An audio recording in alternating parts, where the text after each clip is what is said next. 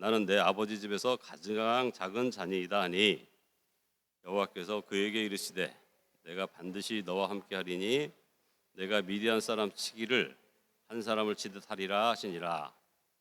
기드온이 그에게 대답하되 만일 내가 주께 은혜를 얻었사오면 나와 말씀하신 이가 주 되시는 표징을 내게 보이소서. 내가 예물을 가지고 다시 주께로 와서 그것을 주 앞에 드리기까지 이곳을 떠나지 마시기를 원하나이다 하니 그가 이르되 내가 너 돌아올 때까지 머무리리라 하니라.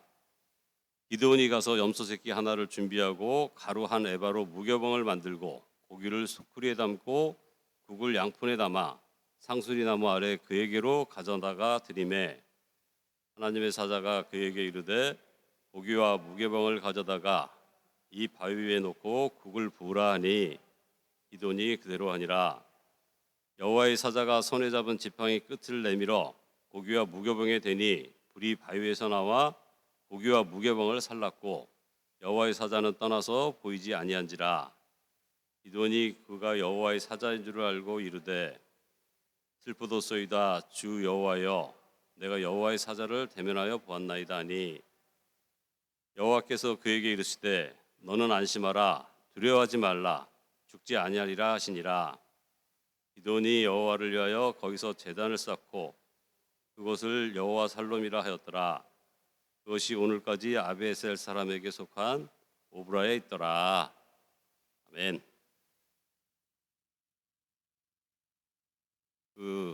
지난주부터 이제 목사님이 사사기에 대해서 말씀을 하셨듯이 사사기의 주요 내용은 이스라엘 백성들의 그 반복된 범죄 그리고 또 하나님으로부터 징벌 그리고 하나님으로부터의 또 반복적인 구원 이것이 사사기의 주요 내용입니다.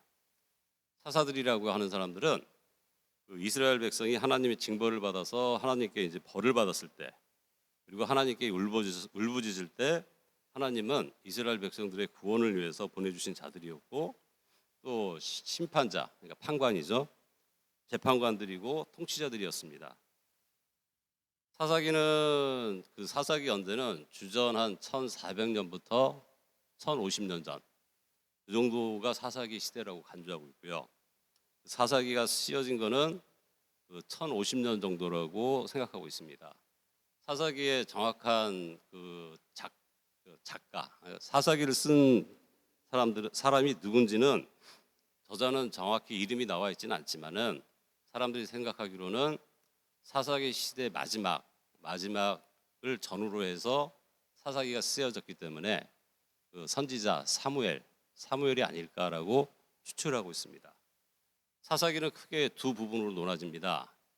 그 사사기가 전체가 21장까지로 되어 있는데 1장부터 16장까지 그리고 또 17장부터 21절까지로 되어 있습니다.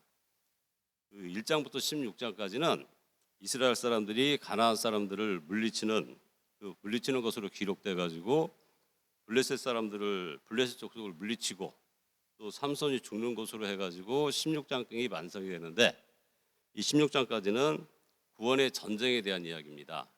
반면에 17장부터 21절까지는 이 앞에 1절부터 17절까지 내용하고는 전혀 상관이 없어요. 그 부록이라고 할 수가 있지만은 그 대표적인 말씀이 이스라엘의 왕이 없으므로 이 말들이 주장되어지는 게 후반부 17절부터 21절까지입니다. 그래서 이 대표적인 말씀이 사사기 맨 마지막 장 21장 25절 이 말씀을 보면은 그때 이스라엘의 왕이 없으므로 사람이 각각 자기의 소견에 옳은 대로 행하니라 이렇게 말씀이 되어 있습니다. 사사기는 하나님께서 그분의 자녀들에게 해마다 세대마다 어떻게 무시를 받아왔는지에 대한 굉장히 비극적인 기록을 담고 있습니다. 사사기는 그 앞에 기록되어 있는 그 여호수아 있죠. 여호수아는 보통 약속의 땅을 정복하라는 명령에 순종한 이스라엘 백성들이 받는 축복을 기록하고 있는 반면에 사사기는 여호수아와 굉장히 슬픈 대조를 이루고 있는 말씀이 사사기입니다. 그러나 하나님은 이스라엘 백성이 그들의 죄악을 회개하고 주의 이름을 부를 때 변함없이 하나님의 구원의 팔을 펼치시고 그들을 맞이해 주십니다. 하나님의 이 구원의 말씀은 왜 이루어지는 것이냐면은 창세기 우리가 12장 1절에서 3절을 보시면은 여호와께서 아브라함에게 이르시되 너는 너의 본토 친척 아버지 집을 떠나 내가 내게 지시할 땅으로 가라. 내가 너로 하여금 큰 민족을 이루고 내게 복을 주어 내 이름을 창대케 하리니 너는 복의 근원이 될지라. 너를 축복하는 자에게는 내가 복을 내리고 너를 저주하는 자에게는 내가 저주하리니 땅의 모든 족속이 너를 인하여 축복을 얻으리라. 이렇게 하나님이 이스라엘 백성에게 약속을 하시잖아요. 이 약속이 계속적으로 이루어져 나간다는 것이 사사기의 구원의 언약인 것입니다. 여호수아와 함께 그의 장로들이 지금 다 죽었잖아요. 이스라엘 사람들은 이들이 죽자 다시 바알과 아스다롯을 섬기기 시작합니다. 그런데 하나님은 이 거짓된 신들을 그냥 그들이 섬기게 내버려두세요. 내버려두시는 반면에 또 그들에게 그 거짓된 신을 섬기는 그 결과가 얼마나 참혹한지를 그들에게 또 직접 증거하여 주세요. 그래서 하나님이 이스라엘 백성들이 고통에 이제 힘들어가지고 하나님께 도움을 청하면은 하나님께 이제 울부짖으면은 하나님은 그분의 자녀들에게 다시 의로운 생활을 할 수 있도록 다시금 그들을 구원해 주시는 것입니다. 그리고 또 이스라엘 백성들이 또 반복적으로 또 하나님께 등을 돌리고 다시 죄악된 삶으로 돌아가는 것이죠. 하지만 아까 제가 말씀드렸듯이 하나님은 이스라엘 백성들에게 해주신 그 언약의 말씀을 증거하여 주셔가지고 그 크신 구원의 역사를 이루시기 위해서 그 이스라엘 백성들을 다시 구원해 주시는 것입니다. 오늘 우리가 같이 묵상했던 사사기 6장은 기드온에 대한 말씀입니다. 기드온은 삼손과 함께 대표적인 사사 중에 한 사람입니다. 삼손, 우리가 이제 흔히 사사기를 묵상하다 보면은 삼손에 대해서 많이 생각을 하잖아요. 삼손 같은 경우에는 이 사사기 전체 21장 중에서 4장을 차지하고 있는 게 삼손의 말씀이고 삼손의 말씀인 토탈 96절로 되어 있습니다. 반면에 기드온에 대한 말씀은 3장이에요. 3장에 대해서 3장으로 언급되어 있지만은 전체적으로는 100절에 기드온에 대한 내용이 언급되어 있습니다. 기드온을 그러니까 가장 많이 기술하고 있는 것이죠. 이 기드온이 위치하고 있는 기드온은 사사기 중간 정도에 위치하고 있어요. 기드온을 중심으로 해서 전반부에 있는 말씀은 보통 사사들을 선한 사사 이렇게 언급이 되어 있지만 기드온을 중심으로 해가지고 후반부에 나와 있는 사사들은 연약하고 흠이 많은 사사들로 이제 또 구성이 되어 있습니다. 기드온이 이 분기점에 있는 거기 때문에 기드온은 좋은 점, 장점과 단점의 양면성을 가지고 있습니다. 그래서 우리가 기드온을 묵상할 때는 믿음의 용사라고 해서 왜 믿음의 용사라고 하냐면은 기드온은 우리도 잘 아시다시피 300인의 용사들을 데리고 미디안 백성 13만 5천 명을 물리치잖아요. 그래서 우리는 이제 기드온을 보통 믿음의 영웅이라고 생각을 하고 있는데 이 기드온에 대한 말씀을 묵상할 때는 이 영웅의 장점을 묵상하시기보다는 기드온이 우리하고 똑같은 그 연약한 사람으로서 어떻게 하나님의 은혜와 하나님의 인도하심 속에서 승리하게 됐는지를 비판적인 시각으로 보시면은 기드온에 대한 그 은혜가 많이 증거될 줄로 믿습니다. 기드온이 등장하는 배경을 보면은 똑같이 이스라엘이 이제 죄를 져요. 사람은 되게 어리석잖아요. 어리석어가지고 어려울 때는 간절히 하나님을 찾아요. 근데 또 조금만 틈이 생기면은 죄를 져요, 사람들이. 왜냐하면 이 죄라고 하는 것은 굉장히 쾌락적이잖아요. 쾌락적이기 때문에 우리 심령 속에 금방 이 죄가 어필이 되는 것 같아요. 그런데 이제 하나님은 이 죄를 짓는 사람에게 항상 후회를 하게 만들어줘요. 후회를 만들어줘가지고 내가 얼마나 이 죄로 인해서 어리석은 일을 했다라는 것을 깨닫게 하십니다. 마찬가지로 이 기드온 시대의 이스라엘 백성들도 똑같았어요. 미디안 사람들을 통해서 하나님은 7년 동안 이 이스라엘 백성을 이제 압제를 하시는데 그 기간은 7년이라는 기간이 그렇게 긴 기간은 아니었어요. 다른 사사들에 비해서는. 근데 그 고통의 압제로 인해서 받은 그 고통의 강도가 굉장히 심했어요. 그래서 이 미디안이 오늘 본문 바로 앞절들을 쭉 보시면은 6장 1절부터 10절까지를 쭉 보면은 미디안이 시도 때도 없이 찾아와요. 쳐들어와요. 그래서 쳐들어와서 오죽하면 이스라엘 백성들이 집에서 못 살아요. 불안해가지고. 그래가지고 산에 올라가서 굴과 웅덩이를 만들어서 그곳에서 살았다라고 이제 기술이 되어 있습니다. 그만큼 괴롭힘이 심했어요.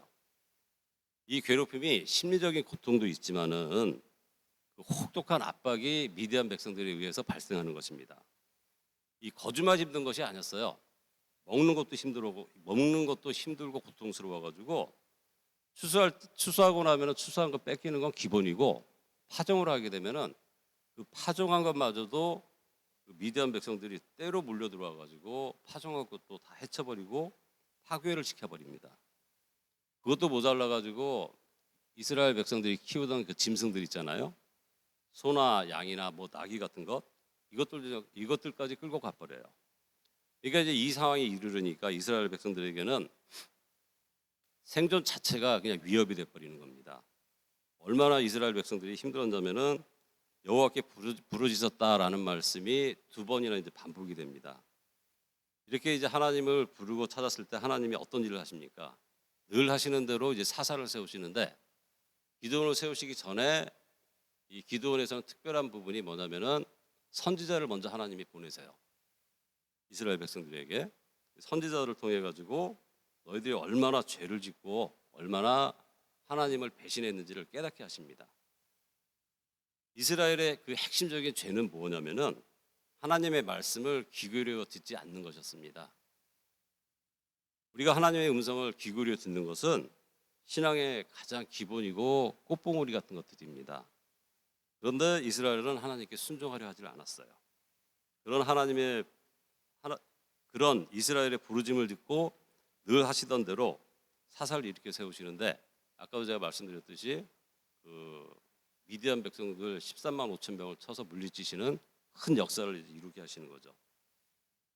우리가 이제 이런 기드온의 그 영웅적인 이야기를 듣다 보면은 그 기드온에 대해서 상상을 하게 되잖아요. 아, 이 사람은 굉장히 대단한 사람이었구나. 그 산속에서 병사들 이렇게 훈련시켜 가지고 로빈훗처럼 이렇게 반짝 나타나는 뭐 그런 용사, 아니면 뭐 임꺽정처럼 대단한 의적, 이런 모습을 생각하게 되는데 사실 오늘 이제 본문 말씀을 쭉 들어보면은 기드온의 등장은 그렇게 영웅적이지가 않아요. 기드온은 우리가 생각했던 것 이하로 굉장히 그 용감하기보다는 약하고 의심이 많았던 사람입니다. 우리가 이제 의심이 많고 약한 사람들을 보면은 창세기 그 족장 시대를 보면은 아브라함이 있고 또 이삭도 있고 요셉도 있고 이 세 사람들의 공통적인 모습이 뭐였냐면은 의심도 많고 약한 사람들이었잖아요. 초반에는 그 기드온도 지금 마찬가지였어요. 그 믿음의 등장치고는 너무도 생뚱맞게 그 밀타작을 하게 되면은 밀이라는 게 이제 곡물이잖아요. 타작을 하게 되면은 넓은 공간이 필요하지 않습니까? 근데 기드온은 뭐냐면 기드온은 어떻게 타작을 하게 되냐면은 미디안의 괴롭힘을 받지 않으려고 좁은 공간에서 그것도 숨어서 밀타작을 한다고 되어 있습니다. 기드온은 큰 용사와 아무 상관이 없는 사람이었어요. 돌다리도 이렇게 두드려보고 건너가는 소심하고 주저하는 타입이었습니다. 그런 기드온에게 주님이 찾아와서 정말 기도의 큰 용사로 빚어 가시면서 사용하신다는 것입니다. 여호와의 사자가 기드온에게 나타나서 큰 용사여 여호와께서 너와 함께 하시도다 이렇게 말씀하셨을 때 기드온의 반응이 근데 또 어땠어요? 기드온은 뭐라고 하냐면은 기드온이 그에게 대답하되 오 나의 주여 여호와께서 우리와 함께 계시면 어찌하여 이 모든 일이 우리에게 일어났나이까? 또 우리 조상들이 일찍이 우리에게 이르기를 여호와께서 우리를 애굽에서 올라오게 하신 것이 아니냐 한 그 모든 이적이 어디 있나이까? 이제 여호와께서 우리를 버리사 미디안의 손에 우리를 넘겨주셨나이다 이렇게 말씀하시죠. 보통 믿음의 사람이라고 하면은 하나님이 부르셔가지고 하나님이 부르시는 것 같으면은 이 국가적인 큰 위기잖아요. 지금 미디안에 의해서 멸망하게 된 이 상황이니까 자기 죄를 회개하고 하나님께 민족을 위해서 또 나라를 위해서 크게 쓰임 받게 해달라고 기도하는 것이 보통의 믿음의 사람들이 해야 될 행동이었는데 기도는 그렇게 안 했어요. 주저하고 소심하게 이제 하나님을 하나님을 의심하게 되잖아요. 그에게는 그의 삶 어디를 뜯어봐도 하나님께 그래가지고 그가 어떻게 기도원이 또 이야기하고 있냐면은 우리 삶 어디를 뜯어보아도 하나님께서 우리와 함께 하시는 표시도 없고 조상들이 말하던 그 큰 기적이나 능력도 지금 나타나지 않고 있고 지금 우리를 형편을 살펴보시면은 하나님이 우리를 버리셨고 우리를 사랑하지도 않고 관심도 없는 것 같습니다. 라고 기도는 여호와의 사자에게 이야기합니다. 저는 원래 성격이 굉장히 낙천적이에요. 낙천적이고 따지는 것을 별로 좋아하지도 않아요. 그래서 제 스스로 왜라는 질문을 제 스스로에게 별로 하지도 않습니다. 근데 최근에는 제가 일상의 일을 행하거나 결정해야 할 때 자주 하나님께 왜냐고 제가 기도를 자주 해요. 예를 들면 이제 오늘 이 새벽 기도 시간도 왜 내가 이 자리에 서야 합니까? 라고 제가 하나님께 여쭤봐요. 그것도 이제 오늘하고 다음 주 그러니까 이 사회생활을 매일 해야 되는 사람이 새벽 제단을 이렇게 지켜 나가는 게 이렇게 편안하지는 않더라고요. 편안하지는 않은데 그것도 이제 2주를 계속 새벽 제단을 지켜야 된다. 이러니까 제가 이제 하나님께 왜 제가 이 자리에 있어야 됩니까? 이렇게 물어보고 있습니다. 교회 장로니까 당연히 담임 목사가 자리에 안 계시면은 새벽 제단을 지켜야 되지 않느냐라고 이제 이야기를 들으면은 제 존재 가치가 굉장히 약해질 것 같아요. 처량하고 땜빵하는 거잖아요. 근데 하나님의 말씀과 또 오늘 우리에게 베풀어 주시는 하나님의 은혜를 목회자가 아닌 평신도인 여러분들과 나누어 가지는 은혜가 주어지면은 이는 굉장한 하나님의 축복이 아닐까 생각을 했습니다. 그러기에 오늘 제가 말씀을 전하는 것은 여러분과 함께 신앙생활을 하고 있는 평신도로서 하나님의 말씀을 묵상한 교인의 진솔한 신앙 고백으로서 여러분들이 꼭 이해하여 주시고 함께 은혜 받는 시간이 되었으면 좋겠습니다.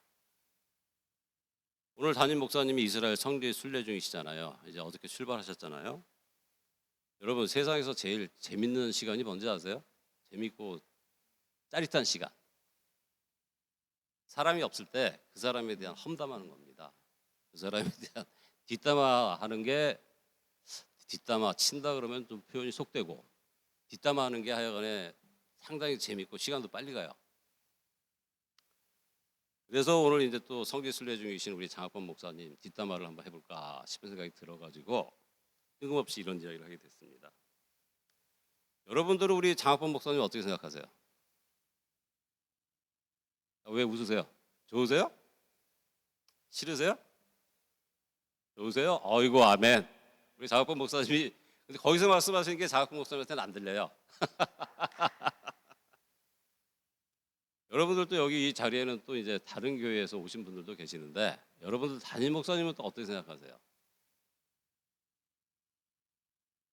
저는 20년 가까이 장학범 목사님 신앙생활을 하면서 20년 가까이 장학범 목사님하고 가장 가까운 거리에서 신앙생활을 하고 있는 사람이에요.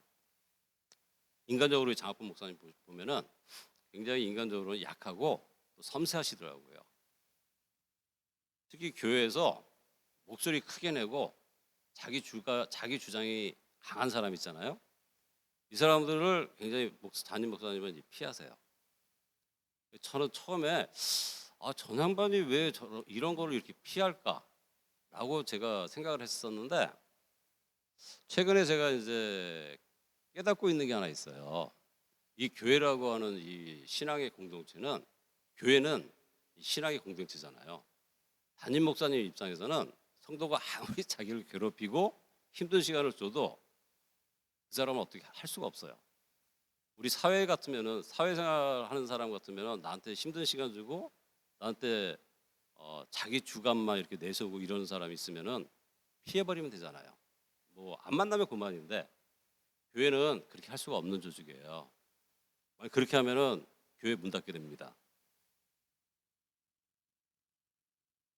그러기에 장학범 목사님이 선택한 것이 피하는 것이 아닐까 싶은 생각이 들었어요. 그 뭐 속된 말로 뭐가 무서워서 피하겠습니까? 더러워서 피하는 거겠지. 또 하나 장학범 목사님의 특징이 특히 이제 요새 나타나고 있는 특징이던데 꼰대기가 보여요. 예? 꼰대기가 보이는 것 같아. 근데 이것도 제가 이해를 하게 되더라고요. 왜냐면은 장학범 목사님이랑 저랑 나이가 비슷해요. 제가 뭐 2살인가 이제 많은데 그 저도 이제 저도 여러분 앞에서 이렇게 서 있으면 굉장히 뭐 편안하고 이게 뭐 이렇게 하나님 말씀 증거하는 이런 장로로 보이겠지만 우리 집에 가면은 애들이 2명 이게 관역한 애들이 있어요. 걔들이 저한테 가끔가다 그래요. 아빠는 요즘 왜 이렇게 꼰대가 돼가 이렇게 이야기하더라고요. 나이 탓아닐까 싶은 생각도 들더라고요.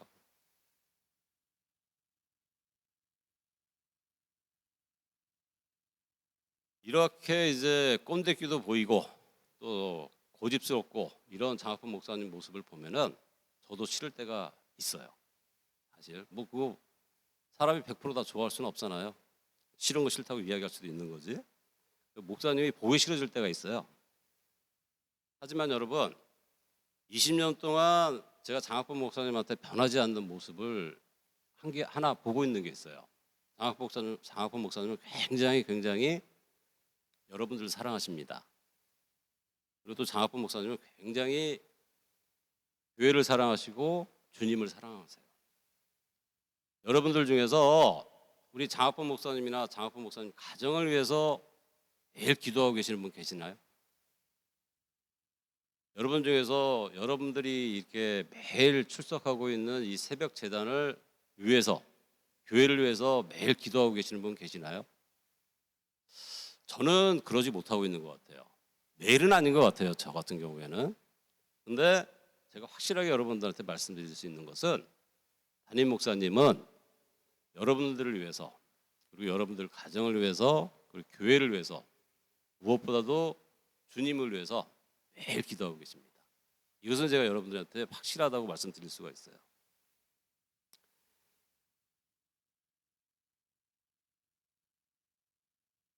그래서 저는 장학범 목사님을 사랑하는 것 같아요. 그렇다고 여러분 우리 목사님한테 예스맨이 되라는 얘기는 아닙니다. 여러분들이 예스맨이 되어야 되는 딱 하나의 대상은 주님이십니다. 목사가 아니에요. 절대. 목사한테 예스맨 되는 것은 아닙니다. 하나님께만 충성하고 예스맨이 되십시오. 최근 갑자기 교회에 출석하지 않으신 성도님이 계세요. 그분이 제가 안타까워가지고 그분을 이제 몇 번 이제 신방도 하고 지금 하고 있는데 여러분 신앙생활 하다가 교회에 출석하지 않으시는 분들의 그 이유는 굉장히 간단해요. 뭐냐면은 멀리 계시거나 아니면 어디 아프시거나 아니면 교회에 시험 드신 거예요. 교회에 시험 드는 것보다는 담임 목사에 대한 시험 들었다고 표현하는 게 아마 맞을 겁니다. 이 성도님도 비슷하더라고요. 이야기 한번 들어봤더니 담임 목사님한테 시험 들었어요. 시험 드셨는데 왜 시험 들었는지 이야기를 들어봤더니 목사님 말씀이 은혜가 안 된다는 얘기예요. 이분 말씀이 그 특별한 기간이 있더라고. 근데 여러분 굉장히 이상한 게 하나 있어요. 이분이 목사님 주일 말씀에 별로 은혜가 안 된다고 이야기할 때 그 시간에 저는 목사님 말씀 듣고 굉장히 은혜를 많이 받고 있는 때였거든요. 그래서 제가 왜 이럴까 지금 생각을 많이 했었어요. 오늘 그래서 이 자리에 서기 위해서 제가 하나님 말씀을 이것저것 뒤적거리다가 이제 제가 골로새서를 한번 보게 됐는데 골로새서 2장 6절에서 7절에 이런 말씀이 있습니다. 그러므로 너희가 그리스도 예수를 주로 받았으니 그 안에서 행하되 그 안에 뿌리를 박으며 세움을 받아 교훈을 받은 대로 믿음에 굳게 서서 감사함을 넘치게 하라. 또 골로새서 3장 1절에서 4절을 보면 그러므로 너희가 그리스도와 함께 다시 살리심을 받았으면 위의 것을 찾으라. 거기는 그리스도께서 하나님 우편에 앉아 계시느니라. 위의 것을 생각하고 땅의 것을 생각하지 말라. 이는 너희가 죽었고 너희 생명이 그리스도와 함께 하나님 안에 감추어졌습니다. 우리 생명이신 그리스도께서 나타나실 그때 너희도 그와 함께 영광 중에 나타나리라. 이렇게 골로새서에 명시가 되어 있습니다. 예수 그리스도 안에 뿌리를 박으면서 세움을 받고 곧 교훈을 받은 대로 믿음에 굳게 서서 감사함을 넘치게 신앙생활을 할 것이며 위의 것을 생각하라 그랬어요. 위의 것, 땅의 것이 절대 아닙니다. 위의 것을 생각하며 우리의 신앙을 굳게 지켜나가라. 그래서 우리에게는 우리와 함께 신앙생활을 하고 있던 믿음의 식구들이 실족해서 힘들어할 때 그들을 위해서 기도하고 권면해야 하는 하나님 자녀로서의 의무와 책임이 있습니다. 그래서 우리에게는 타인을 위한 중보 기도가 필요한 것이고 이들이 지치고 힘들어할 때 이들에게 가까이 다가가는 용기 그리고 우리의 노력이 필요한 것입니다. 교회에 왜 신방부가 있고 교회에 왜 중보 기도부가 있는지를 깊이 생각을 해보십시오. 한 영혼이라도 그들의 영혼과 영적 회복을 위해서 우리 모두가 함께 기도해 주는 것이야말로 우리가 하나님에 대한 충성을 증거할 수 있는 가장 큰 길이 아닐까 생각합니다. 교회의 부흥이라는 거는요, 우리가 그냥 흔히 이야기할 때 교회의 부흥을 이야기 많이 하잖아요. 교회의 부흥은 굉장히 근데 간단해요. 우리 교회, 예를 들어서 우리 교회로 예를 들면은 매주 새로운 분들이 계속 교회를 오시잖아요. 반면에 기존에 있던 교인들이 신앙적인 갈등이나 어려움으로 인해서 이탈을 하지 않고 계속 교회에 계시면은 교회는 저절로 부흥합니다. 산수잖아요. 산수, 수학이 아니고.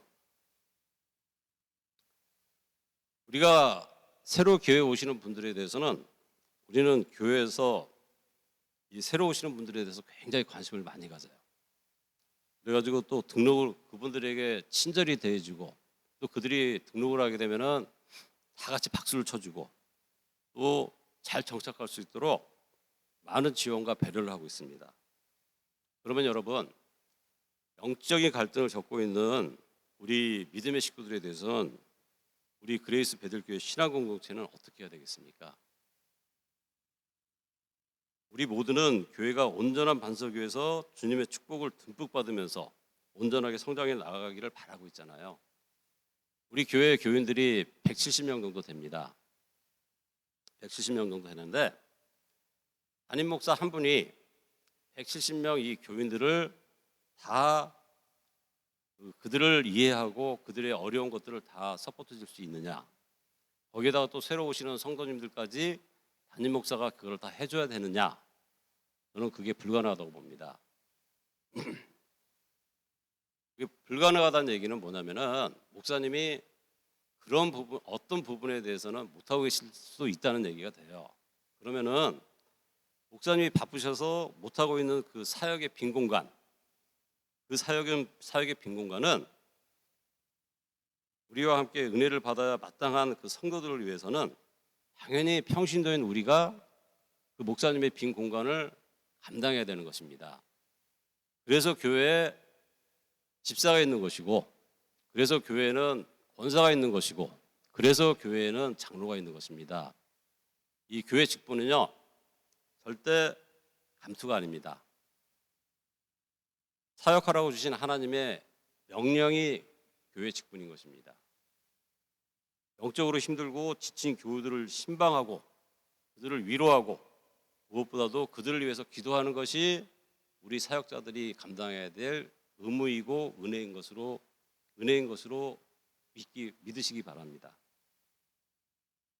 실족한 교우들을 이해하고 그들을 권면해서 다시금 주님의 성전에서 함께 신앙생활을 하게 되면 우리의 연약함과 우리의 능력 없음을 알고 계시는 주님이 우리에게 힘주시고 일으켜 세우시리라고 믿습니다. 우리 이웃을 위해서 실족하기 힘들어하고 아파하는 믿음의 동료들, 그리고 우리의 도움을 절실히 기다리고 있는 많은 이들에게 힘주시고 용기를 주시라고 오늘도 기도하며 나아갈 수 있는 귀한 하루 되어지시기를 기도드리겠습니다. 다 같이 기도드리겠습니다. 하나님 아버지, 귀하고 복되신 하나님의 전에서 아버지 하나님께 기도하며 하나님 아버지의 말씀을 이렇게 은혜롭게 묵상하였사옵나이다. 하나님 아버지, 심령이 상한 자들을 위하여 기독케 하여 주시고 또 심령이 상한 자들을 아버지 하나님께서 응답하여 주시고 그들을 위로하여 주시옵소서. 무엇보다도 몸이 아파서 불편하신 우리 믿음의 식구들, 그들에게 온전한 치유의 역사와 은총이 듬뿍듬뿍 증거되어져 그들이 하나님의 은혜로 다시금 일어설 수 있는 귀한 축복과 은총 더하여 주시옵소서. 성지 순례 중인 교우들 위해 함께하여 주시어 그들이 오고 가는 모든 여정과 순서, 그곳에서 모든 일정 위에 함께하여 주시어 하나님의 은혜 안에서 귀하게 오고 가는 모든 여정과 일정이 안전하고 온전하게 이루어지게 하여 주시옵소서. 무엇보다도 하나님, 지르기에서 지진으로 인하여 많은 사상자와 많은 인명들이 힘들어하고 고통 속에 있사옵나이다. 그들을 위로하여 주시고 그들을 일으켜 세우시사 다시금 온전한 생활을 이루어 나갈 수 있는 귀한 그들의 삶이 되어지게 가꾸어 주시옵소서. 우리 조국 대한민국과 미국 땅을 위하여 기도드리옵나니 아버지 하나님의 선하심으로 우리 조국과 이 미국 땅을 지켜 주시옵소서. 오늘 하루의 삶을 살아가는 하나님의 백성들 위해 함께하여 주시어 아버지 하나님의 크신 은총과 동행하여 주시오므로 그들이 담대히 나아갈 때 그들의 삶을 지켜주시고 그들에게 동행하여 주시는 하나님의 역사, 지켜주시는 하나님의 축복이 가득 차게 넘치게 이루어 주시옵소서. 감사드리옵고 우리 주 예수 그리스도 이름으로 기도드렸사옵나이다. 아멘. 오늘 여러분 기도하실 때는요, 여러분들 그 주변에 힘들어하시는 분들 있죠. 특히 신앙적으로 고통스러워하시는 분들, 그분들을 위해서 기도해 주시고 또 이스라엘 성지 순례 중이신 우리 17분들 성도님들 위해서 기도해 주십시오. 무엇보다도 튀르기의 그 참상이 신문지상이나 뭐 이렇게 뉴스에 많이 나오는데 참 참혹하더라고요. 그들을 위해서 꼭 기도해 주시는 오늘 귀한 시간 되시길 바라겠습니다. 다 같이 주기도문으로서 오늘 새벽 기도를 마치도록 하겠습니다. 하늘에 계신 우리 아버지여, 이름이 거룩히 여김을 받으시오며 나라가 임하옵시며 뜻이 하늘에서 이루어진 것 같이 땅에서도 이루어지이다. 오늘 우리에게 일용할 양식을 주시옵고 우리가 우리에게 죄 지은 자를 사하여 준 것 같이 우리 죄를 사하여 주시옵고 우리를 시험에 들게 하지 마시옵고 다만 악에서 구하옵소서. 내게 나라와 권세와 영광이 아버지께 영원히 있사옵나이다. 아멘.